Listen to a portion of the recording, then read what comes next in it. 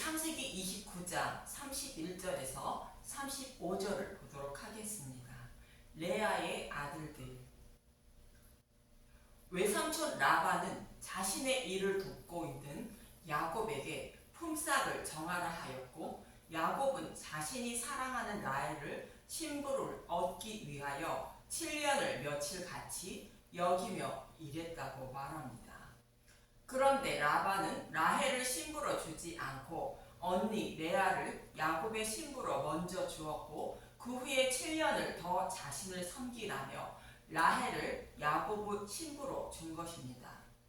이 말씀을 통하여 저와 여러분에게 하시는 말씀은, 라헬이 상징하는 유대인을 하나님이 먼저 사랑하셨으나 그들이 하나님을 우상처럼 섬김으로 시기 질투하여 이방인을 먼저 구원하여 이스라엘이 시기 질투 나게 하시고 그 후에 이스라엘을 구원하시는 것이 하나님의 뜻임을 모형과 그림자로 말씀하고 있는 것입니다. 그런 의미로 야곱의 신부로 레아를 먼저 주고 그 후에 라헬을 야곱의 신부로 준 것입니다. 그럼 이렇게 레아와 라헬을 신부로 맞는 야곱이 구약 교회인 12아들을 낳게 됩니다. 본문 31절부터 보도록 하겠습니다. 창세기 29장 31절. 야곱에게 아들이 생기다. 여호와께서 레아가 사랑받지 못함을 보시고 그의 태를 여섰으나 라헬은 자녀가 없었더라. 하나님은 레아의 태를 열어 먼저 4명의 아들을 낳게 하십니다. 그런데 레아가 야곱의 사랑을 받지 못했다는 것은 이스라엘 백성을 먼저 택하시고 그들을 하나님 백성으로 삼아주려고 하신 반면에, 이방인들은 하나님에 대하여 아는 지식인 율법의 말씀을 주지 않아 전해 듣지 못했다는 뜻으로 야곱의 사랑을 받지 못했다고 말하는 것입니다. 이처럼 하나님에 대하여 알지 못하는 자들을 사랑하셔서 이방인을 먼저 구원한다는 뜻이며, 이방인을 먼저 구원하시기 위하여 오신 분이 예수님이라는 뜻으로 레아의 넷째 아들인 유다를 통하여 예수님을 보내주시기는 것입니다. 그리고 라헬이 자녀가 없다는 것은 이방인을 먼저 구원하신 후에 구원하신다는 뜻입니다. 또한 레아가 사랑받지 못했다는 의미는 레아의 아들 유다의 후손으로 오실 예수님이 자신이 사랑하는 자들에게 사랑받지 못했다는 뜻도 담고 있습니다. 이사야 53장 2절에서 3절을 보도록 하겠습니다. 이사야 53장 2절. 그는 주 앞에서 자라나기를 연한 순 같고 마른 땅에서 나온 뿌리 같아서 고운 모양도 없고 풍채도 없은즉 우리가 보기에 흠모할 만한 아름다운 것이 없도다. 그는 멸시를 받아 사람들에게 버림받았으며 간고를 많이 겪었으며 질고를 아는 자라. 마치 사람들이 그에게서 얼굴을 가리는 것 같이 멸시를 당하였고 우리도 그를 귀히 여기지 아니하였도다. 이스라엘 백성들이 기다리고 있던 메시아가 오셨는데, 오신 메시아가 자신들이 보기에 아무런 도움이 될 것 같지 않으므로 버림받았다는 것이며, 예수님이 십자가에서 대속 제물로 죽으시는 모습을 보고도 예수님을 멸시하고 귀히 여기지 않았다는 것입니다. 이렇게 자신의 백성에게 사랑받지 못하는 예수님의 모습을 오늘 본문에서는 레아가 사랑받지 못했다고 말하는 것입니다. 이처럼 신랑에게 사랑받지 못하는 레아가 임신하여 4명의 아들을 낳게 되는데, 어떤 의미를 담고 있는지 본문 32절을 보도록 하겠습니다. 창세기 29장 32절. 레아가 임신하여 아들을 낳고 그 이름을 루벤이라 하여 이르되 여호와께서 나의 괴로움을 돌보셨으니 이제는 내 남편이 나를 사랑하리로다 하였더라. 레아가 야곱의 아들인 르우벤을 낳게 되는데, 레아는 여호와께서 나의 괴로움을 돌보셨으니 이제는 내 남편이 나를 사랑하리로다 했다는 것입니다.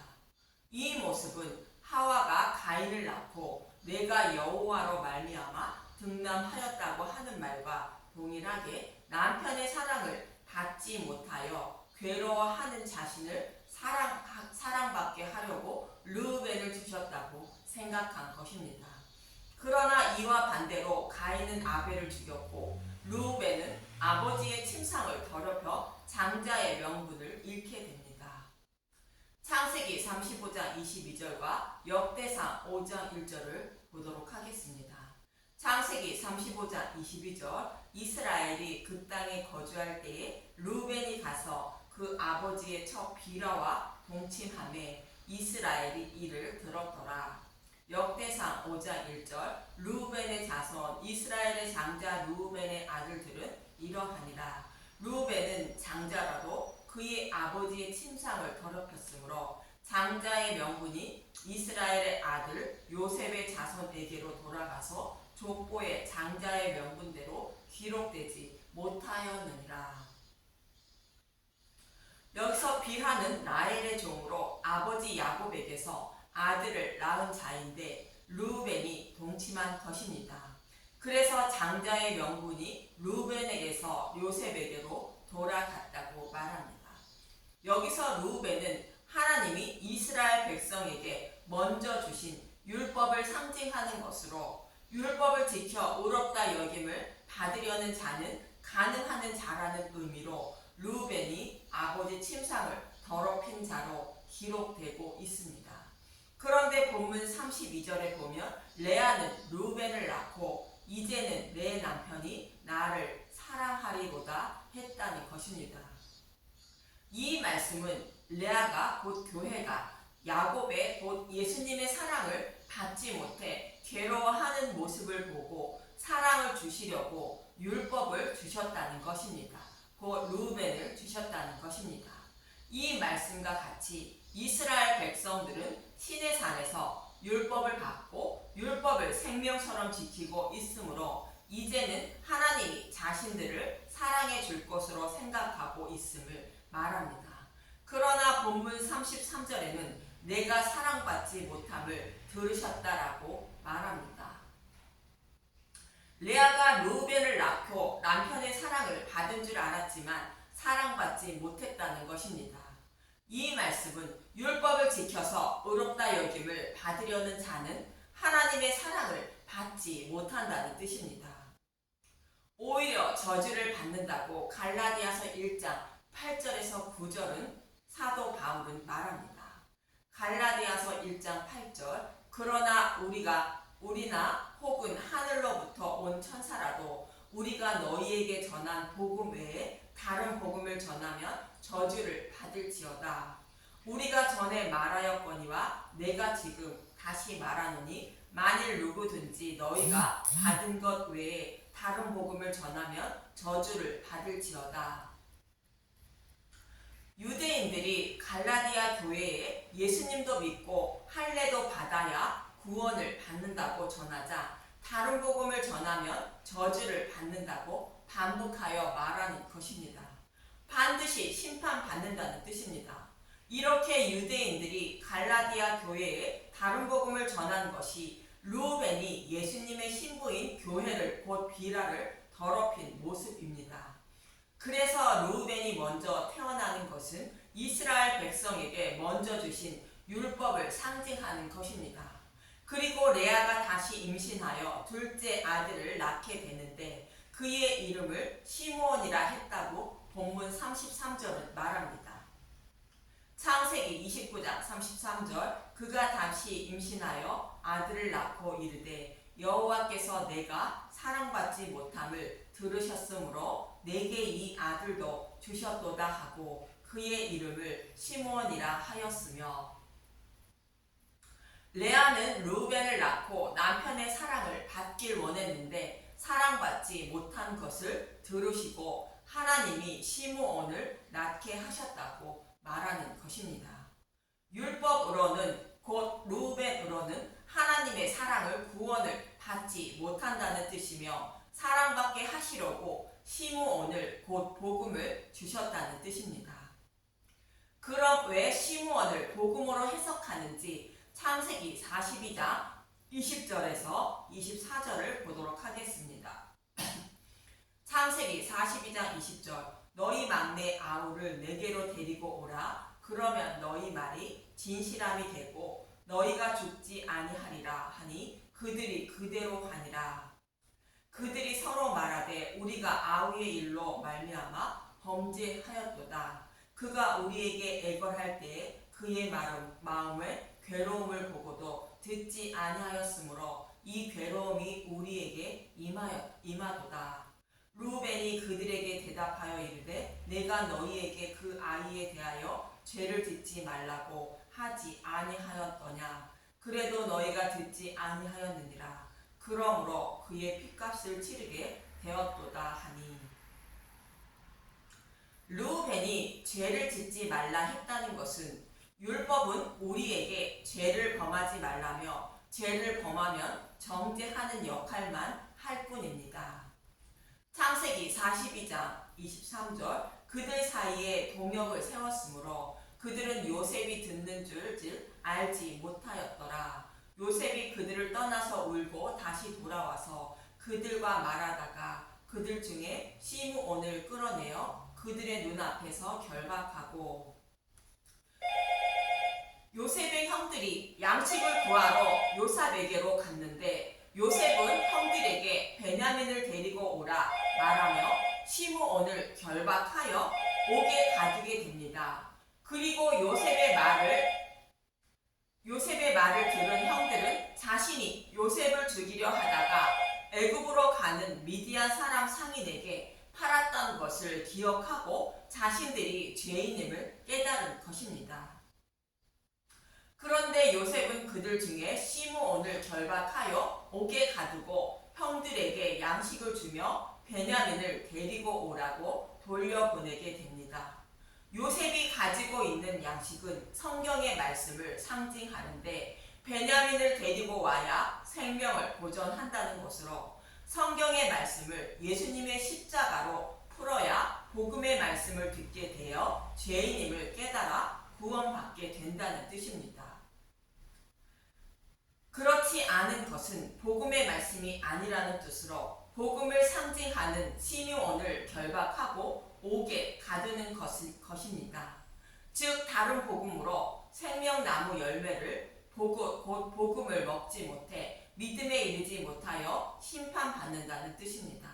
그래서 모든 성경의 말씀을 예수님의 십자가로 풀어야 복음의 말씀을 먹어 믿음에 이르게 되어 생명을 살린다는 뜻입니다. 이 말씀의 모형으로 형들이 베냐민을 데리고 오자 시므온이 옥에서 풀려나고 형들은 교회인 저와 여러분을 말씀하고 요셉과 화목하게 된 것입니다. 여기서 요셉은 예수님을 뜻합니다. 복음의 말씀을 들음으로 믿음에 이르게 되어 하나님과 화목하게 되어 구원받게 된다는 뜻입니다. 이 말씀처럼 시므온은 복음을 상징하는 것으로 베냐민을 데리고 오라며 요셉이 시므온을 결박하고 옥에 가두는 것인데 이 모습은 아담과 하와를 에덴에서 추방하고 생명나무를 두루 도는 불칼과 그룹들로 지키게 하는 모습과 같은 것입니다. 창세기 3장 24절 이같이 하나님이 그 사람을 쫓아내시고 에덴 동산 동쪽에 그룹들과 두루 도는 불칼을 두어 생명나무의 길을 지키게 하시니라.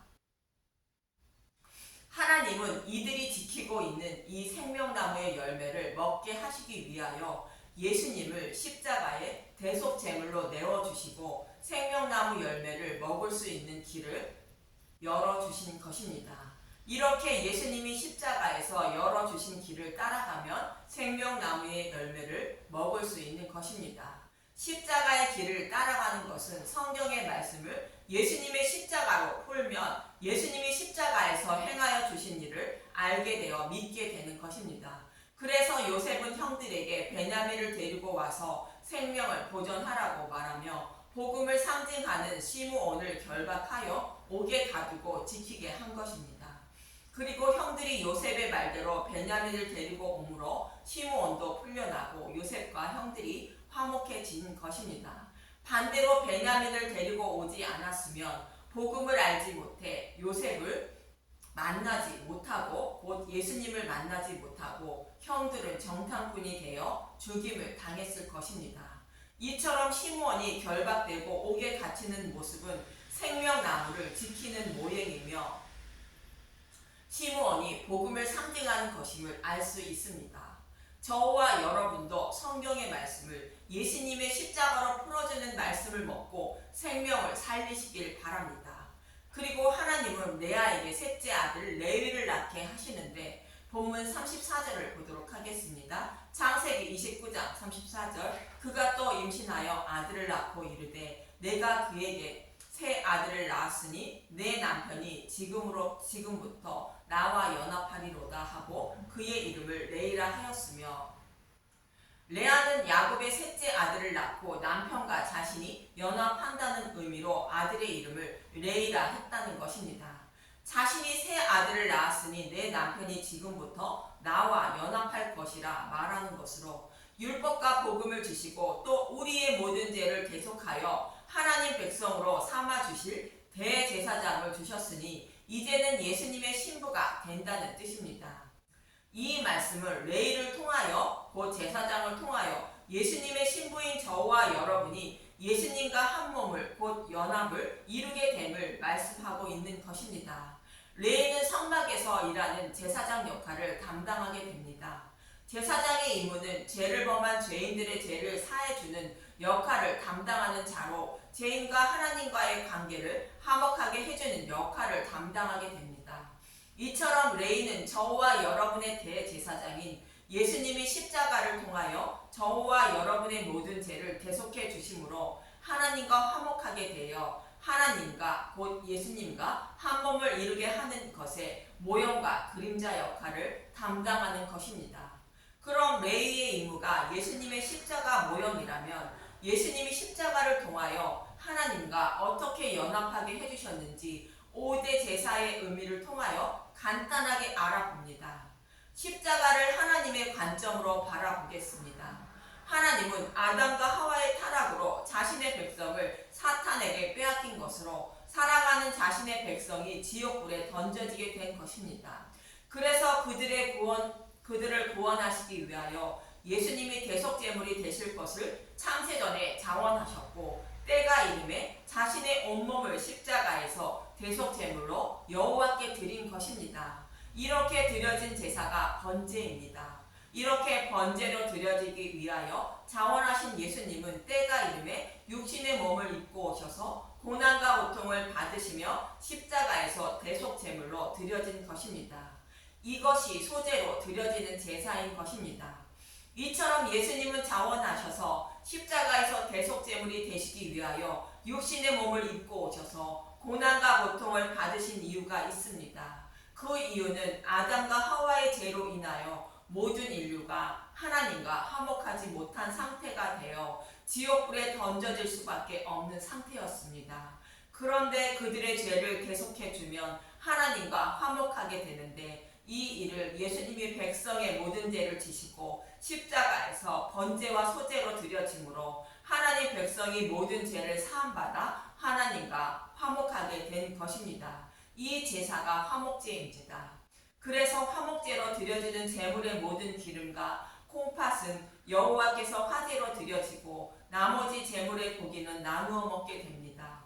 화목제로 드려진 제물의 고기는 예수님의 살과 피를 상징하는 복음의 말씀으로 복음의 말씀을 먹음으로 하나님과 화목하게 되어 구원받게 됨을 말씀하고 있는 것입니다. 그리고 출애굽한 이스라엘 백성들에게 하나님은 시내산에서 율법인 십계명과 성막을 주셨습니다. 백성이 율법을 하나라도 범한 것을 알면 그들에게 합당한 제물을 제단에게 드림으로 죄를 사함받게 됩니다. 이런 의미로 드려지는 제사가 속죄제인 것입니다.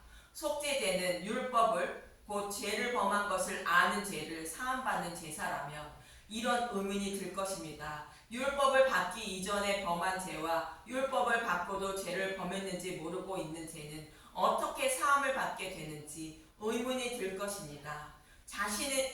자신은 알지 못하지만 하나님만 아시고 있는 죄는 어떻게 사함받게 되는지 의문이 들 것입니다. 이럴 때 드리는 제사가 속건제로 예수님이 우리가 범한 것을 모르고 있는 죄까지도 십자가에서 모두 제속해 주셨다는 의미를 담고 있는 것입니다.